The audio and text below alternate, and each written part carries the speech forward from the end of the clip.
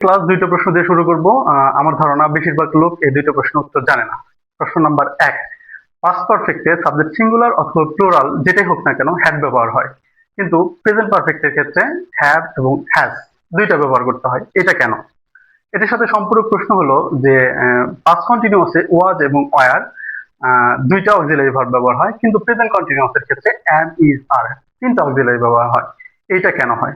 2 নম্বর প্রশ্ন হচ্ছে যে indefinite, continuous, perfect, perfect continuous এই চারটা শব্দ কিভাবে আসলো। দ্বিতীয় প্রশ্নের উত্তর দেওয়ার আগে বলে রাখি যে আজকে আমরা 12টা টেন্সের গঠন করব এবং কোনো মুখস্থ না করে একদম বুঝে বুঝে পড়বো, এবং 12টা টেন্সকে কিভাবে আমরা বাংলায় ব্যবহার করব সেটাও দেখবো। ওকে। দ্বিতীয় যে প্রশ্নটা ছিল, এই প্রশ্নের উত্তর দেওয়ার আগে আমাদেরকে জানতে হবে যে টেন্স আসলে কি। হ্যাঁ, টেন্স হচ্ছে time plus state of action, মানে কাজের অবস্থা এবং সেই কাজটা কখন হয়েছে। তো কাজের অবস্থা হচ্ছে কি চারটা কাজের অবস্থা আছে। কিরকম? Indefinite, continuous, perfect, perfect continuous. Indefinite এই কাজটা হলো যে অনির্দিষ্ট, মানে কোনো কাজ যদি অনির্দিষ্ট করে বোঝায় তাহলে সেটা ইনডিফিনিট হয়। যেমন আমি বই পড়ি, তো এই বাক্যটাতে আসলে কাজটা কখন শুরু হয়েছে কখন শেষ হয়েছে এটার কোনো উল্লেখ নাই। এরকম বর্তমান কালে যদি কোনো কাজ অনির্দিষ্ট কোনো কাজ থাকে তাহলে সেটা প্রেজেন্ট ইনডিফিনিট। যদি ভবিষ্যৎকালে কোনো কাজ অনির্দিষ্ট থাকে তাহলে ফিউচার ইনডিফিনিট। আর এটা যদি অতীতকালে কোনো কাজ অনির্দিষ্ট হয়ে থাকে তাহলে হচ্ছে পাস্ট ইনডিফিনিট। ঠিক একইভাবে কন্টিনিউয়াস মানে হচ্ছে চলমান, যে কোনো কাজ চলতেছে যদি এরকম বোঝায় আর কি। যেমন আমি ভাত খাইতেছি, হ্যাঁ আমি ভাত খাইতেছিলাম, এরকম যে চলমান যদি থাকে তাহলে সেটা হচ্ছে কন্টিনিউয়াস। পারফেক্ট হচ্ছে শেষ বা সম্পূর্ণ। পারফেক্ট শব্দের অর্থ হচ্ছে শেষ বা সম্পূর্ণ। আর পারফেক্ট শব্দটা আসছে পারফেক্টাস, ল্যাটিন শব্দ পারফেক্টাস থেকে, যেটার অর্থ হচ্ছে কমপ্লিটলি ডান। তাহলে কোনো কাজ যদি বর্তমান কালে শেষ হয়ে থাকে তাহলে হচ্ছে প্রেজেন্ট পারফেক্ট, যদি অতীতকালে শেষ হয়ে থাকে তাহলে পাস্ট পারফেক্ট, আর যদি ভবিষ্যৎকালে শেষ হবে, কমপ্লিটলি শেষ হবে, তাহলে হচ্ছে ফিউচার পারফেক্ট। আর পারফেক্ট কন্টিনিউয়াস এইটা যে চলমান থাকবে এবং হচ্ছে একটা সময়ের উল্লেখ থাকবে। তাহলে পারফেক্ট কন্টিনিউয়াসে কাজটা চলতে থাকবে, সাথে হচ্ছে তার একটা সময়ের উল্লেখ থাকবে।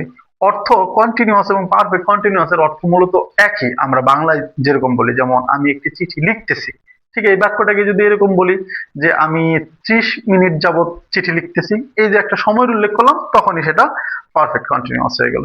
তো এই হলো indefinite, continuous, perfect, perfect continuous শব্দের ইতিহাস বা কিভাবে এই শব্দগুলো আসলে আসছে। এখন আসি হচ্ছে প্রথম যে প্রশ্নটা ছিল, যে প্রথম প্রশ্নে গিয়েছিল যে পাস্ট পারফেক্টে শুধু হ্যাড ব্যবহার করলেই হয়ে যাচ্ছে, কিন্তু প্রেজেন্ট পারফেক্টের ক্ষেত্রে হ্যাভ এবং হ্যাজ দুইটাই ব্যবহার করতে হচ্ছে। এটা কেন? এটা মূলত কারণ হলো যে আমরা একটা জিনিস যদি খেয়াল করি যে প্রেজেন্ট ইনডিফিনিট টেন্সের ক্ষেত্রে অ্যাফার্মেটিভ স্ট্রাকচারে সাবজেক্ট যদি থার্ড পারসন সিঙ্গুলার হয় তবে ভার্বের সাথে কি হয়? এস বা ইএস যুক্ত হয়।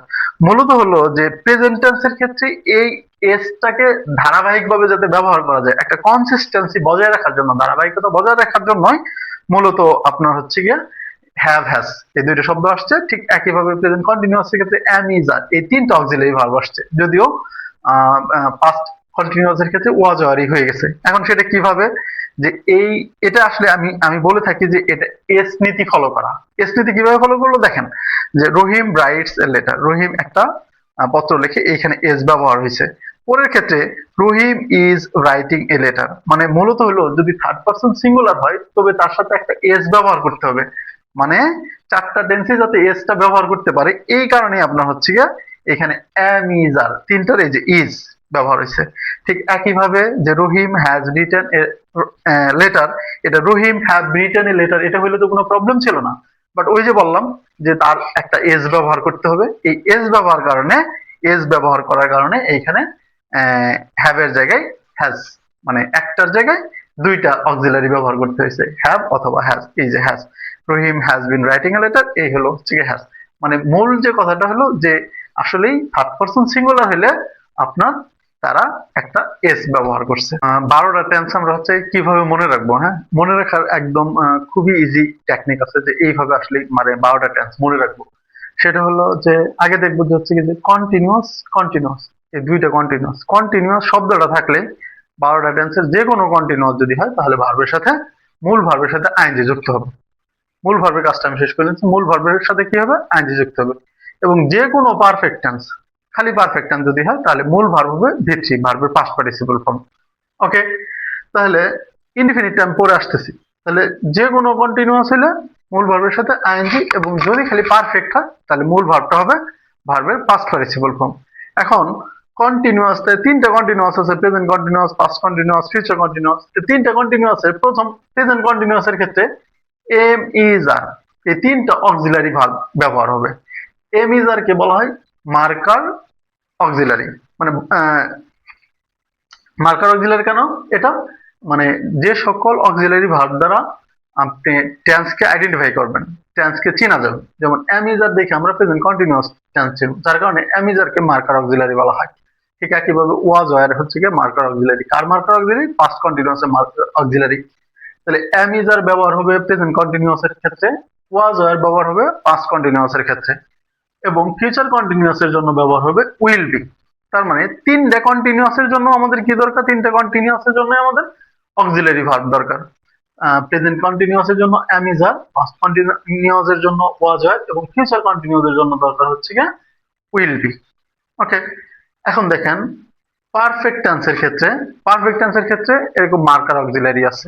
হ্যাঁ, যেমন প্রেজেন্ট পারফেক্ট টেন্সের ক্ষেত্রে ব্যবহার হবে হ্যাভ, হ্যাজ, এই দুইটা যে কোনো একটা। প্রেজেন্ট পারফেক্টের জন্য হ্যাভ, হ্যাজ, তারপরে ভি3। পাস্ট পারফেক্টের জন্য ব্যবহার হবে শুধুমাত্র হ্যাড। ওকে, আবার ফিউচার পারফেক্টের জন্য উইল হ্যাভ, উইল হ্যাভ ব্যবহার হবে। তাহলে প্রেজেন্ট পারফেক্টের জন্য কোনটা, পাস্ট পারফেক্ট, এবং ফিউচার পারফেক্টের জন্য আলাদা আলাদা এই অক্সিলারি ভার্বগুলো আমরা মুখস্থ করলাম। এবার পারফেক্ট কন্টিনিউয়াস টেন্স হলে, যদি প্রেজেন্ট পারফেক্ট কন্টিনিউয়াস টেন্স হয় তাহলে সেক্ষেত্রে হ্যাভ, হ্যাজ থাকবে, সাথে একটা বিন থাকবে। যে কোনো পারফেক্ট কন্টিনিউয়াসে একটা বিন থাকবে। তাহলে প্রেজেন্ট পারফেক্ট কন্টিনিউয়াসের জন্য have, has plus been, past perfect কন্টিনিউয়াসের জন্য হ্যাড প্লাস বিন, আর ফিউচার পারফেক্ট কন্টিনিউয়াসের জন্য will plus have plus been. Okay, এগুলো হলো আমাদের এই দেখে চিনবো। এখন ইনডিফিনিট যেটা আছে, ইনডিফিনিট তিনটা ইনডিফিনিট আছে, past indefinite, present indefinite, future indefinite.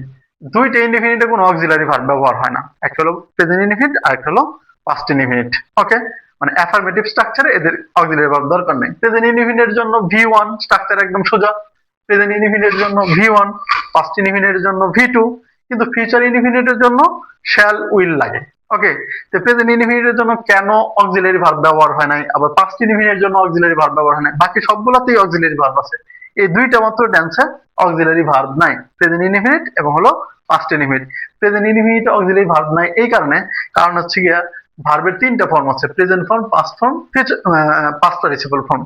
তো প্রেজেন্ট ফর্ম থাকার কারণে যে ভি1 দিয়ে আমরা প্রেজেন্ট ইনডিফিনিট টেন্স চিনি, ভার্বের পাস্ট ফর্ম থাকার কারণে এই যে পাস্ট ইনডিফিনিটটা এই ভি2 বসায় দিলে হয়।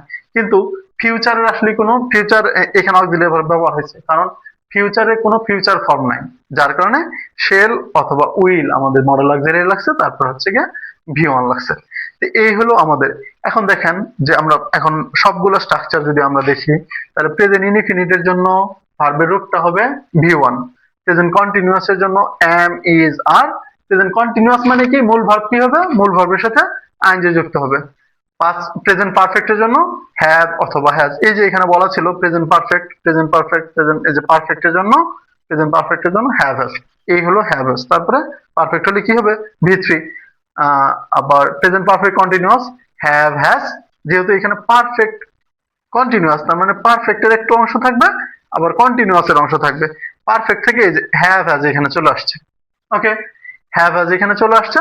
তারপরে পারফেক্ট টেন্স হইলে অবশ্যই একটা কি বসবে, বিন বসবে। প্রত্যেকটার ক্ষেত্রে একটা করে বিন থাকবে, বিন মাস্ট।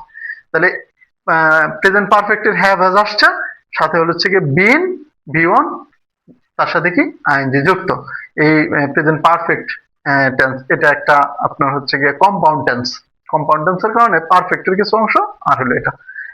আচ্ছা, পরেরটা যদি দেখি আপনার হচ্ছে পাস্টের ক্ষেত্রে, পাস্ট ইনডিফিনিট, তাহলে ভি2 কোনো অক্সিলারি কোনো ঝামেলা নাই, একদম সরাসরি ভি2।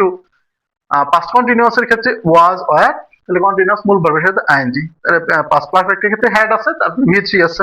Past perfect continuous had plus এই যে পাস্ট পারফেক্টের হ্যাড আসছে, আর বিন তো অবশ্যই থাকবে। হ্যাঁ, এটা মার্কার অক্সিলারি আর কি। তাহলে বিন মূল ভার্বের সাথে কি কন্টিনিউয়াস এলি মূল ভার্বের সাথে আইএনজি। ঠিক একইভাবে ফিউচার, তাহলে ফিউচারের প্রত্যেকটা গঠনে, প্রত্যেকটা ফিউচার, ইনডিফিনিট, কন্টিনিউয়াস, পারফেক্ট এবং পারফেক্ট কন্টিনিউয়াস, সবার সাথে শেল অথবা উইল। আপনি যদি শেল ব্যবহার না করেন কোনো সমস্যা নেই, আমেরিকান ইংলিশে এখন আর শেল ব্যবহার করে না, জাস্ট খালি উইল ব্যবহার করে। ব্রিটিশ ইংলিশে আপনার হচ্ছে আই এবং উইর পর শেল ব্যবহার করার নিয়ম আছে আর কি। তবে আপনি চাইলে শেল কমপ্লিটলি বাদ দিতে পারেন, শুধুমাত্র উইল ব্যবহার করতে পারেন। তাহলে ফিউচার ইনডিফিনিট এই যে উইল প্লাস ভি ওয়ান। এখন মনে রাখবেন ভি ওয়ান কেন হলো, কারণ হচ্ছে মডেল অক্সিলারি পরে সবসময় কি হয়, ভি ওয়ান হয়। তারপর দেখেন যে এই যে শেল উইল তো থাকবেই মাস্ট, তারপরে হচ্ছে এই যে অক্সিলারি একটা বি, তারপর মূল ভার্বের সাথে আইএনজি যোগ। ফিউচার কন্টিনিউ, ফিউচার পারফেক্ট যদি বলি শেল উইল সাথে হ্যাভ, তারপর কি ভি3। Future perfect continuous shall will তো মাস্ট থাকবে, সাথে এই যে হ্যাভ আছে, তারপর একটা বিন, মূল ভার্বের সাথে আইএনজি। এই হলো, এইটা হলো আমাদের ভার্বের রূপ। ভার্বের রূপগুলা এরকম। কিন্তু মানে মূল স্ট্রাকচারটা যদি বলি তাহলে অবশ্যই এইখানে আপনার স্ট্রাকচারের শুরুতে সাবজেক্ট বসবে, কর্তা বসবে, তারপরে অবজেক্ট বসবে, সাবজেক্ট বসবে, অবজেক্ট বসবে। তারপরে যদি আরো স্থানের নাম থাকে, সময় থাকে, তাহলে ওই পরবর্তীতে আরো এক্সটেনশন হিসেবে এগুলা কি হবে, যোগ হবে। তাহলে প্রত্যেকটার আগে সাবজেক্ট, পরে যদি অবজেক্ট দিয়ে দেই একদম পূর্ণ স্ট্রাকচারটা আসবে। এর সাথে শুধু একটু খেয়াল রাখতে হবে যে সবগুলা পারফেক্ট কন্টিনিউয়াস যেগুলো আছে, পারফেক্ট কন্টিনিউয়াসের সাথে একটা টাইম বসবে, ফর বা সিন্স বসবে, তারপর হচ্ছে কি টাইম বসবে। যেমন এইটার সাথে যদি একটা দেই, ফর বা সিন্স প্লাস টাইম, একটা সময় থাকবে, ফর বা সিন্স। তার মানে প্রত্যেকটা পারফেক্ট এখানেও কি হবে, যে সাবজেক্ট অবজেক্ট বসানোর পরে ফর বা সিন্স প্লাস হচ্ছে কি টাইম থাকবে, কারণ হচ্ছে এখানে একটা সময়ের উল্লেখ থাকবে। যে কোনো পারফেক্ট কন্টিনিউয়াস টেন্সে একটা সময়ের উল্লেখ থাকবে। তাহলে এইটা যদি লিখি তাহলে এইখানে ফর বা সিন্স প্লাস টাইম, টাইম এরকম হচ্ছে গিয়া অবজেক্ট বসানোর পরে ফর বা সিন্স প্লাস টাইম। এটার ক্ষেত্রে ঠিক হচ্ছে গিয়া ফর বা সিন্স, তারপর হচ্ছে গিয়ে একটা টাইম হবে। এই তো, তাহলে এই হলো আমাদের হচ্ছে গিয়ে গঠন। এখানে একটা সাবজেক্ট দেন, অবজেক্ট দেন, সাবজেক্ট দেন, অবজেক্ট দেন, আমাদের সবগুলো স্ট্রাকচার এইভাবে আমরা মনে রাখতে পারি।